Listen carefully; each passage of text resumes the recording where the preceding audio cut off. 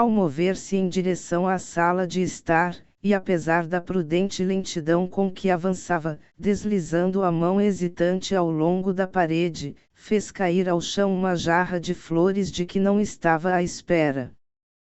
Tinha-se esquecido dela, ou então fora a mulher que a deixara ali quando saiu para o emprego, com a intenção de colocá-la depois em lugar adequado.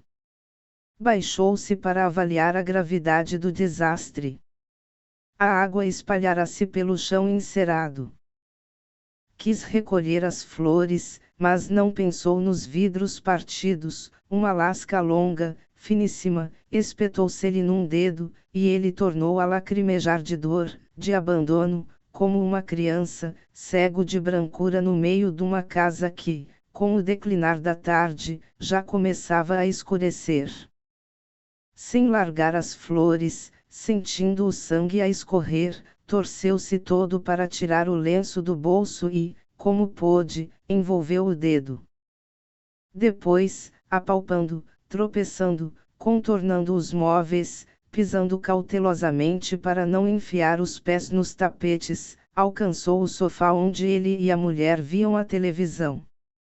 Sentou-se, pôs as flores em cima das pernas, e, com muito cuidado, desenrolou o lenço.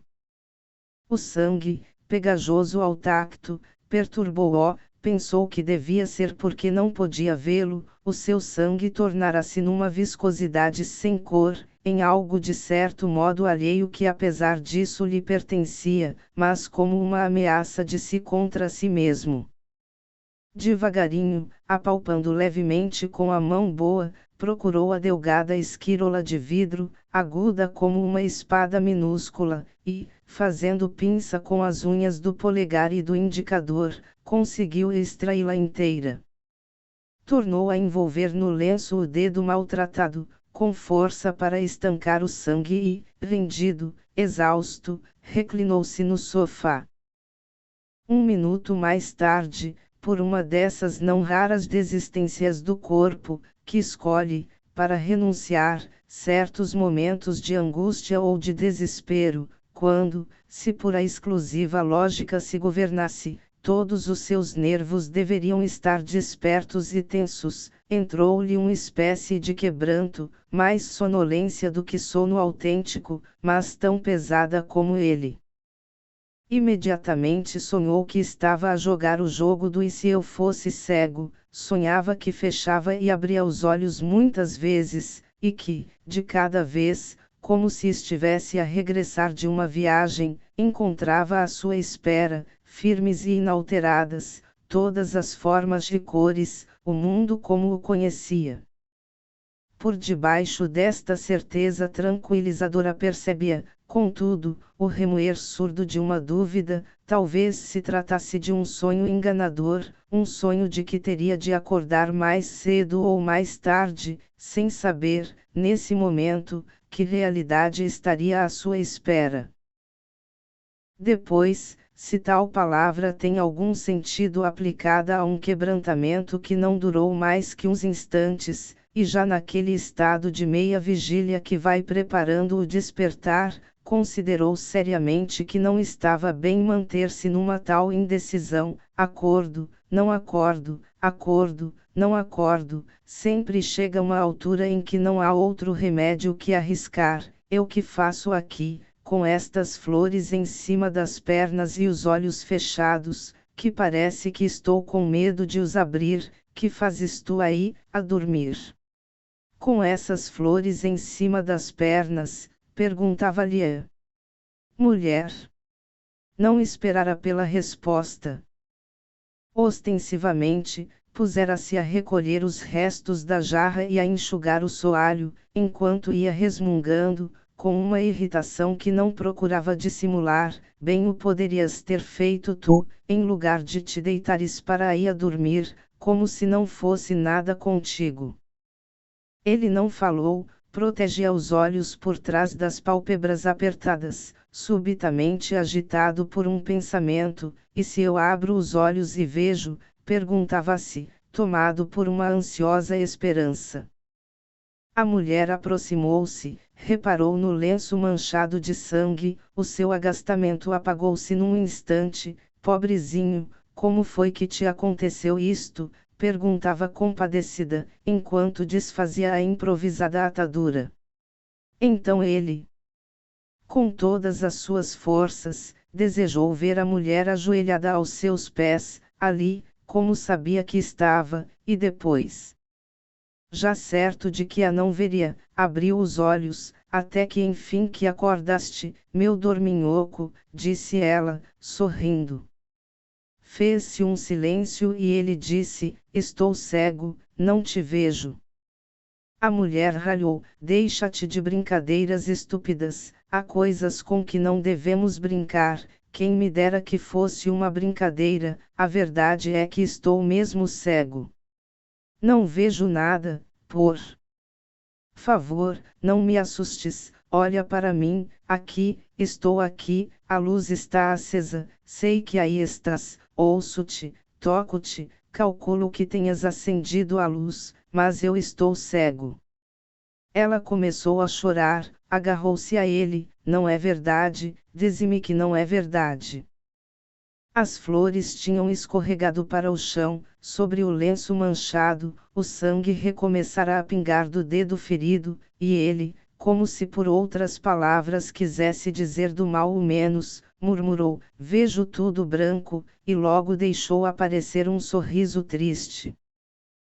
A mulher sentou-se ao lado dele, abraçou-o muito, beijou-o com cuidado na testa, na cara, suavemente nos olhos. Verás que isso passa, tu não estavas doente, ninguém fica cego assim, de um momento para outro, talvez. Conta-me como foi, o que sentiste, quando, onde, não, ainda não, espera, a primeira coisa que temos de fazer é falar com um médico dos olhos. Conheces algum? Não conheço, nem tu nem eu usamos óculos, e se te levasse ao hospital, para olhos que não veem, não deve haver serviços de urgência. Tens razão, o melhor é irmos diretamente a um médico. Vou procurar na lista dos telefones, um que tenha consultório perto daqui.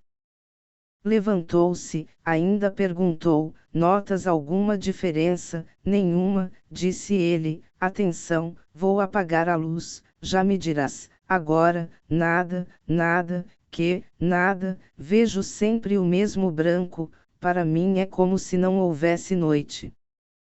Ele ouvia a mulher passar rapidamente as folhas da lista telefônica, fungando para segurar as lágrimas, suspirando, dizendo enfim, este deve servir, oxalá nos possa atender.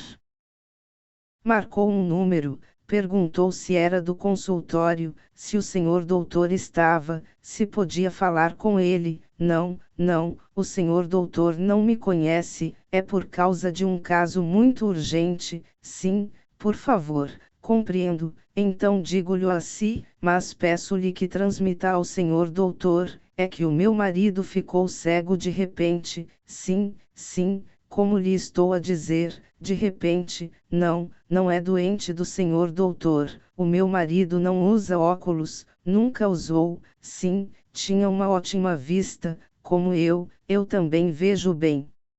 Ah, muito obrigada, eu espero, sim, senhor doutor, sim, de repente, diz que vê tudo branco, não sei como foi, nem tive tempo de lhe perguntar, acabo de chegar a casa e encontrei-o neste estado, quer que lhe pergunte? Ah, quanto lhe agradeço, senhor doutor, vamos imediatamente, imediatamente. O cego levantou-se. Espera, disse a mulher, deixa-me curar primeiro esse dedo. Desapareceu por uns momentos, voltou com um frasco de água oxigenada, outro de mercurocromo, algodão, uma caixinha de pensos rápidos. Enquanto o tratava perguntou-lhe, onde foi que deixaste o carro, e subitamente, mas tu, assim como estás, não podias conduzir, ou já estavas em casa quando? Não, foi na rua, quando estava parado num sinal vermelho, uma pessoa fez o favor de me trazer, o carro ficou aí na rua ao lado. Bom, então descemos, esperas à porta que eu o vou buscar. Onde foi que puseste as chaves? Não sei, ele não mas devolveu. Ele, quem? O homem que me trouxe à casa, foi um homem, tê-las alargado por aí, vou ver, não? Vale a pena procurares. Ele não entrou, mas as chaves têm de estar em algum sítio. O mais certo foi ter-se ele esquecido, levou-as sem se dar conta. Era mesmo isto o que nos faltava. Usa as tuas, depois logo se vê. Bem, vamos, dá-me cá a mão. O cego disse: se vou ter de ficar assim, acabo com a vida. Por favor, não digas disparates. Para a infelicidade já basta o que nos sucedeu. Eu é que estou cego, não tu. Tu não podes saber o que me sucedeu. O médico vai pôr-te bom, verás, verei. Saíram. Embaixo, no vestíbulo da escada, a mulher acendeu a luz e sussurrou-lhe ao ouvido: espera-me aqui, se algum vizinho aparecer fala-lhe com naturalidade, diz que estás à minha espera, olhando para ti ninguém pensará que não vês, escusamos de estar já a dar notícia da nossa vida, sim, mas não te demores. A mulher saiu a correr. Nenhum vizinho entrou ou saiu. Por experiência, o cego sabia que a escada só estaria iluminada enquanto se ouvisse o mecanismo do contador automático, por isso ia premindo o disparador de cada vez que se fazia silêncio. A luz, esta luz, para ele, tornara-se em ruído. Não entendia por que se demorava a mulher tanto. A rua era ali ao lado, uns 80, 100 metros. Se nos atrasamos muito, o médico vai-se embora, pensou. Não pôde evitar um gesto maquinal, levantar o punho esquerdo e baixar os olhos para ver as horas. Apertou os lábios como se o tivesse traspassado uma súbita dor, e agradeceu à sorte não ter aparecido naquele momento um vizinho, pois ali mesmo, a primeira palavra que ele lhe dirigisse, se teria desfeito em lágrimas. Um carro parou na rua, até que enfim, pensou, mas acto contínuo estranhou o barulho do motor. Isto é, dizeu, isto é um táxi, disse, e carregou uma vez mais no botão da luz. A mulher vinha a entrar, nervosa, transtornada. O santinho do teu protector, a boa alma, levou-nos o carro, não pode ser.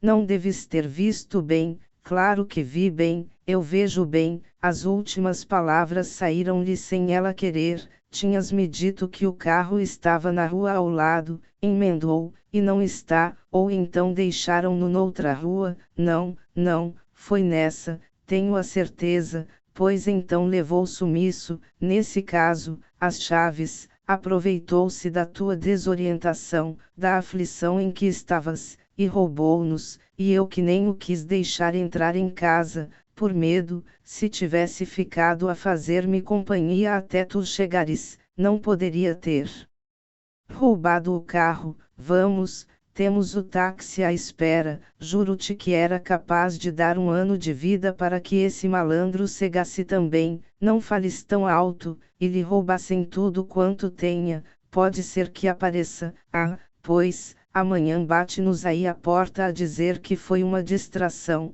a pedir desculpa, e a saber se estás melhorzinho.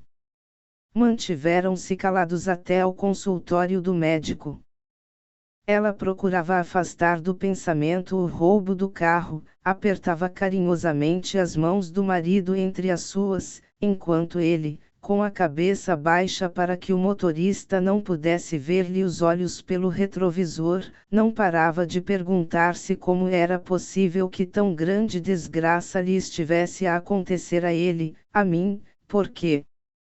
Aos ouvidos chegavam-lhe os ruídos do trânsito, uma ou outra voz mais alta quando o táxi parava. Também às vezes sucede, ainda dormimos e já os sons exteriores vão repassando o véu da inconsciência em que ainda estamos envolvidos, como num lençol branco. como num lençol branco. Abanou a cabeça suspirando, a mulher tocou-lhe ao de leve na face, maneira de dizer sossega, estou aqui, e ele deixou pender a cabeça para o ombro dela, sem se importar com o que pensaria o motorista, estivesses tu como eu, e não poderias ir aí a guiar, pensou infantilmente, e, sem reparar no absurdo do enunciado, congratulou-se por, em meio do seu desespero, ter sido ainda capaz de formular um raciocínio lógico.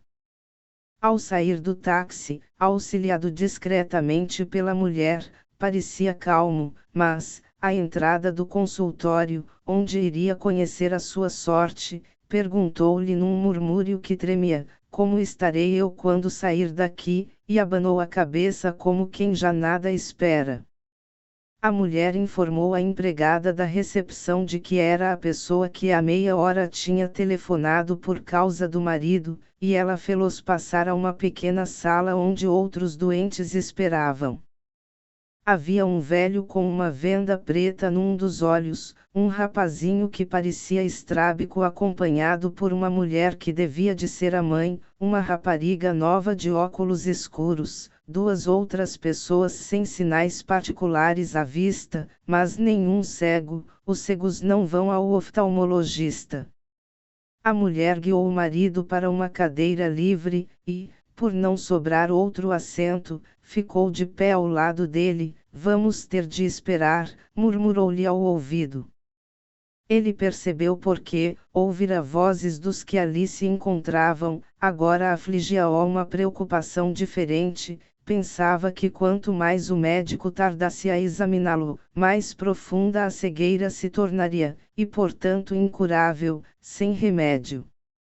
Mexeu-se na cadeira, inquieto, ia comunicar as suas apreensões à mulher, mas nesse momento a porta abriu-se e a empregada disse, os senhores, por favor, passem, e dirigindo-se aos outros doentes, foi ordem do senhor doutor, o caso deste senhor é urgente.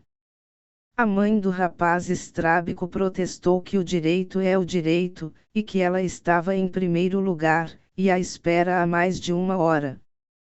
Os outros doentes apoiaram-na em voz baixa, mas nenhum deles, nem ela própria, acharam prudente insistir na reclamação, não fosse o médico ficar ressentido e depois pagar-se da impertinência fazendo-os esperar ainda mais, tem-se visto. O velho do olho vendado foi magnânimo, deixem-no lá, coitado, aquele vai bem pior do que qualquer de nós. O cego não o ouviu, já iam a entrar no gabinete do médico, e a mulher dizia, muito obrigada pela sua bondade, senhor doutor, é que o meu marido, e tendo dito interrompeu-se, em verdade ela não sabia o que realmente sucedera, sabia apenas que o marido estava cego e lhes tinham roubado o carro. O médico disse, sentem-se, por favor. Ele próprio foi ajudar o paciente a acomodar-se, e depois, tocando-lhe na mão, falou diretamente para ele, conte-me lá então o que se passa consigo. O cego explicou que estando dentro do carro, à espera de que o sinal vermelho mudasse, tinha ficado subitamente sem ver, que umas pessoas acudiram a ajudá-lo, que uma mulher de idade, pela voz devia ser. Dissera que aquilo se calhar eram nervos, e que depois um homem o acompanhará à casa porque ele sozinho não podia valer-se, vejo tudo branco, senhor doutor. Não falou do roubo do automóvel. O médico perguntou-lhe, nunca lhe tinha acontecido antes, quero dizer, o mesmo de agora, ou parecido, nunca, senhor doutor, eu nem sequer uso óculos, e diz-me que foi de repente, sim, senhor doutor, como uma luz que se apaga, mas como uma luz que se acende, nestes últimos dias tinha sentido alguma diferença na vista, não, senhor doutor, ou houve, algum caso de cegueira na sua família, nos parentes que conheci ou de quem ouvi falar, nenhum, sofre de diabetes, não, senhor doutor, de sífilis. Não, senhor doutor, de hipertensão arterial ou intracraniana, da intracraniana não sei, do mais sei que não sofro, lá na empresa fazem-nos inspeções, deu alguma pancada violenta na cabeça, hoje ou ontem, não, senhor doutor, quantos anos tem? 38. Bom, vamos lá então observar esses olhos. O cego abriu-os muito, como para facilitar o exame, mas o médico tomou-o por um braço e foi instalá-lo por trás de um aparelho que alguém com imaginação poderá ver como um novo modelo de confessionário, em que os olhos tivessem substituído as palavras, com o confessor a olhar diretamente para dentro da alma do pecador. Apoiei aqui o queixo, recomendou, mantenha os olhos abertos, não se mexa. A mulher aproximou-se do marido, pôs-lhe a mão no ombro, disse: verás como tudo se irá resolver. O médico subiu e baixou o sistema binocular do seu lado, fez girar parafusos de passo finíssimo, e principiou o exame. Não encontrou nada na córnea, nada na esclerótica, nada na íris, nada na retina, nada no cristalino, nada na mácula lútea, nada no nervo óptico, nada em parte alguma. Afastou-se do aparelho, esfregou os olhos, depois recomeçou o exame desde o princípio, sem falar, e quando outra vez terminou tinha na cara uma expressão perplexa: não lhe encontro qualquer lesão, os seus olhos estão perfeitos. A mulher juntou as mãos num gesto de alegria e exclamou: eu bem te tinha dito, eu bem te tinha dito, tudo se ia resolver.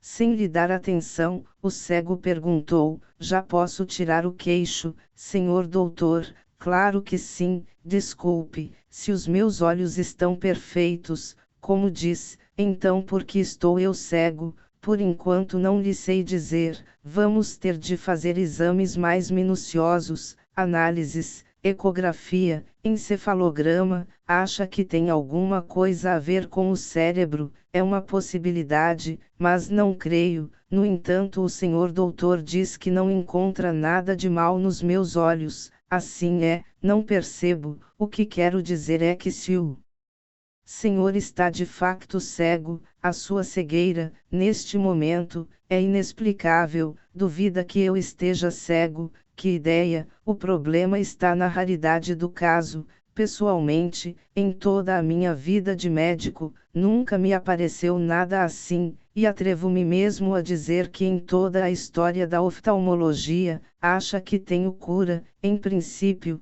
porque não lhe encontro lesões de qualquer tipo nem malformações congênitas. A minha resposta deveria ser afirmativa, mas pelos vistos não é, só por cautela, só porque não quero dar-lhe esperanças que depois venham a mostrar-se sem fundamento. Compreendo, pois é, e deverei seguir algum tratamento, tomar algum remédio. Por enquanto não lhe receitarei nada, seria estar a receitar às cegas. Aí está uma expressão apropriada, observou o cego. O médico fez que não ouvira, afastou-se do banco giratório em que se tinha sentado para a observação, e, mesmo de pé, escreveu numa folha de receita os exames e análises que considerava necessários. Entregou o papel à mulher: aqui tem, minha senhora, volte cá com o seu marido quando tiver os resultados. Se entretanto houver alguma modificação no estado dele, telefone-me. A consulta, senhor doutor, paga a empregada da recepção. Acompanhou-os à porta, balbuciou uma frase de confiança, do gênero: vamos a ver, é preciso não desesperar. E quando se encontrou de novo só entrou no pequeno quarto de banho anexo e ficou a olhar-se no espelho durante um longo minuto. Que será isto? Murmurou. Depois regressou ao gabinete, chamou a empregada: mande entrar o seguinte. Nessa noite o cego sonhou que estava cego.